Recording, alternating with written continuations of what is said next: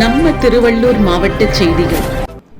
தமிழக வெற்றிக் கழகம் திருவள்ளூர் மேற்கு மாவட்ட தலைவர் ஆர் குட்டி அவர்கள் தலைமையில் பூந்தமல்லி நகரம் 1வது வார்டு பகுதியில் தளபதி அவர்களின் தமிழக வெற்றிக் கழகம் சார்பாக நூலகம் திறக்கப்பட்டு பொதுமக்களுக்கு இனிப்புகள் வழங்கப்பட்டது.